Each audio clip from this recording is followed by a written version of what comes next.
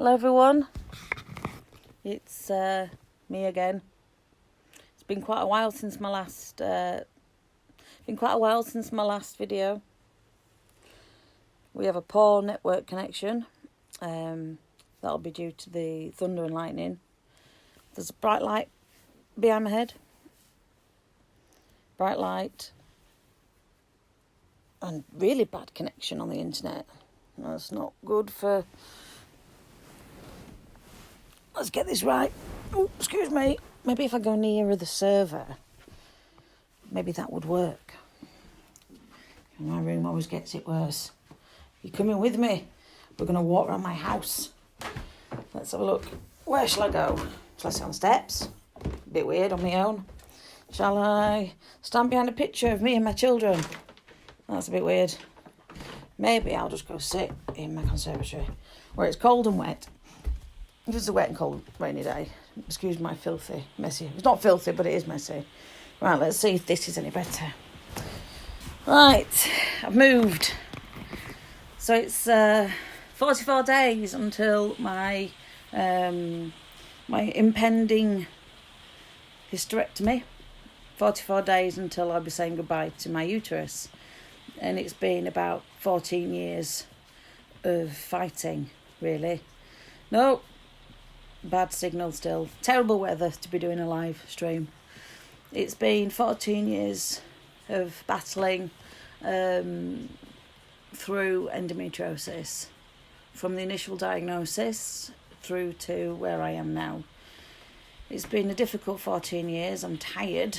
You can see I have my bags under my eyes. I've been on holiday, but unfortunately when you're not well, chronic illness doesn't really understand what holiday means.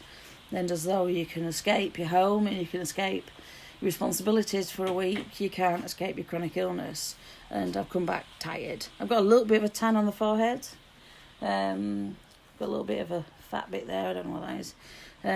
But I'm tired. I'm tired because you can't go on holiday from your chronic illness as much as you'd like to. And just don't forget to pack your meds. I didn't this time. I'm very pleased with myself. It's been a weird holiday because I have been tired and I've had more chance to think about how I feel about getting to the point of surgery, and I'm really, really nervous. I'm actually very anxious about having, I suppose, such a bigger surgery and what happens if it goes wrong. A hysterectomy is not a cure for endometriosis, but from what I've read and what I've learned is that it can be very helpful. And for some, it's the best thing they've ever done. But for some, it's given them loads of problems and quite the opposite. So it really is making that decision, and it's a very personal one. And I think if you go through all the information that you can gather, I think you have to just decide whether it's the right thing for you. Is it worth the risk? Is payout, the possibility of less pain, worth it? And for me it really is. It's worth the risk. I know that it most likely won't stop everything, but I'm suffering so much that it's worth the risk because I know I tried. Because you always regret the things you don't try, not the things you do try. Or you regret them more. Certainly you hold that regret longer. So I'm going ahead with the hysterectomy. Nervous, really nervous. 44 days to go. 2 periods left. I've got one coming in the next 5 days, and I've got one more before the operation, and then that's it. Then I'll have no more periods. My periods will be over, and that horrendous pain and the fatigue and just everything may not be there anymore. You know, I've started to think about, well, what will it take? Do they take my cervix? You know, I've got lots of questions that I now need to ask. I'm starting to have these questions. Will there be like a massive void? And, you know, no end to it? Is it going to affect, you know, what it's like when I dare I say, intercourse. Sorry, kids, if you watch this, I'm so sorry. I don't do anything like that. I'm just asking questions. What will it affect, and how is it going to affect things? And that real big question mark is nobody really knows.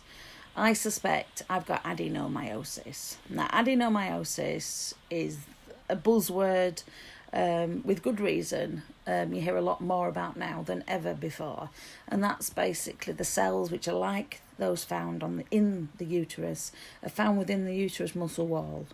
And just like endometriosis, they react to the estrogen during your period, cause bleeding and inflammation. So it's different to endometriosis, but it's so very similar. They're like twins.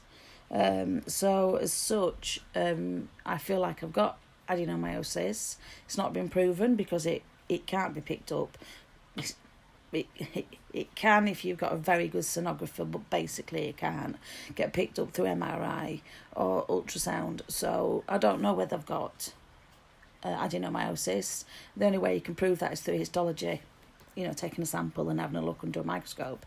That's not happened because symptomatically I think adenomyosis is the culprit. So on that basis, if you take my uterus away, then yes, that is a cure for adenomyosis because you're taking it away, so it will no longer be there. Endometriosis, it's not a cure because endometriosis can be found in other parts of the body, not necessarily within the pelvic area.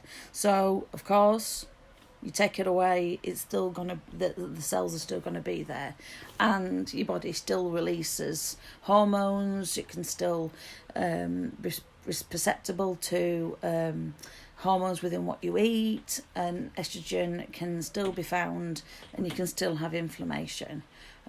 So I'm not thinking it's a massive cure. And I think it's good to know the negatives because you're then prepared. What happens if it affects my bowel? What happens if my bowel's damaged? I feel like all in all, you have to take as much of that knowledge as possible and see whether it's right for you. I can't tell somebody else whether I think they should or shouldn't have something, but it's good to be open-minded and know that it can help but might not cure. Hi Pauline, thank you for your comment. Fatigue never goes away. With anniversary on hysterectomy, you will go into menopause after surgery. I wish you best. Thank you Pauline for wishing me best. I've already had menopause for 18 months because I was on Prostat, and I didn't the periods don't come back straight away, so I've felt the impact of that, and I am having my ovary removed. I've only got one left. The other one disappeared. Magic trick. So with the removal of the ovary, the removal of the estrogen, I feel is best for me, because when I had the Prostat, I was improved, or certainly as soon as everything's come back, I've realised how bad it can be. I've remembered pretty quickly, like a slap in the face, just how bad it can be. The fatigue, I have fibromyalgia as well, so I do suffer with fatigue. I'm so tired. I could sleep and sleep and sleep and just sleep. Even sleeping tires me out. My dreams can be so just intense that I wake up exhausted and emotionally like, what the hell just went on there? Last night I dreamt that I was having an argument with a demonic highlighter pen. Yeah, an highlighter pen that was demonic because I wouldn't let my partner lend it £10. What was that about? And it had the voice of Steve Coogan. What was that about? So, hi Abby, how are you? Oh, I think someone's just come in. I think my partner's just... 1 second. I'm just doing a live video on me thingy bob. Hi. Oh no, he's going to do an embarrassing thing where he's just going to come in and watch me. Knob fart, thank you. Amazing. So that's 44 days to go. So I think you really have to make your own decision up, don't you? I'm going to have some news, some really good news coming up shortly. I've just got to make sure it's actually happening, but it involves, hopefully if the hospital agree to it, there's a potential that I may feature on the BBC News about the hysterectomy, but we'll see, touch wood, but I'm not too sure. It's not wood, that's pleather, that's PVC. That's wood. Anybody who's got any questions, who would like to share their experience of a hysterectomy, it's all, appreciated. So please leave a comment underneath. I did try HRT, but it didn't. The HRT, I don't know, didn't work for me. But I'm going to have to take it. I think it's something I will have to commit to doing, and I will commit to taking the HRT just to lessen the impact of the menopause. I'm 41 years old. I'm not as young as some people of a hysterectomy, and I'm not as old as others. I'm kind of in the middle, I think. So yes, Pauline, I have tried it. I can't see the rest of your comment. Excuse me. All right.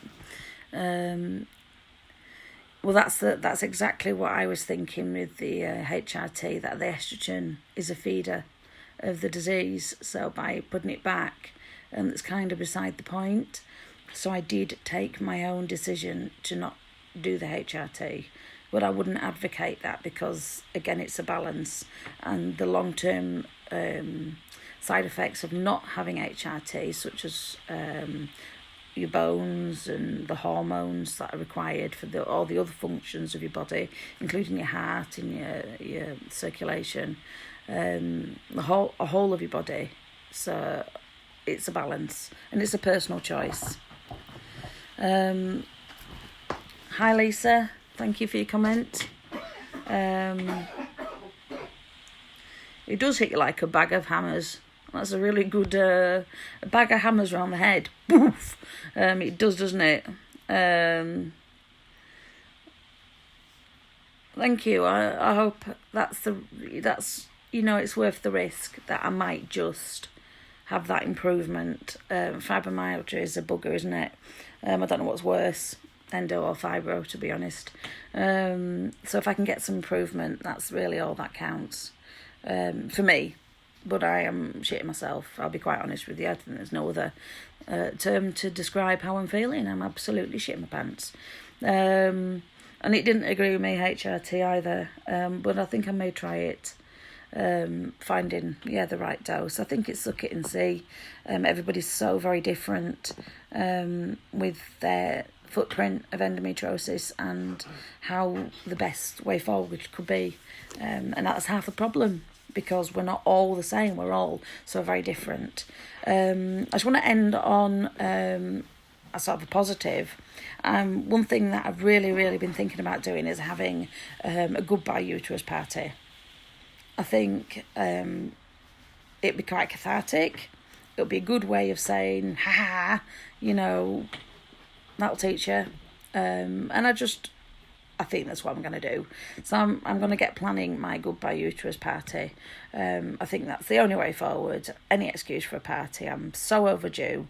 And really turn something that's negative into a positive, because there is so much more to me than my illness, except I feel like I'm in a cage, like a jail, and my illness is winning. My hobbies are few and far between. I don't get out, I don't do anything. I have just been on holiday, but like I said, holidays, your illness doesn't care. You're on holiday, your illness just ploughs on, making your life shit.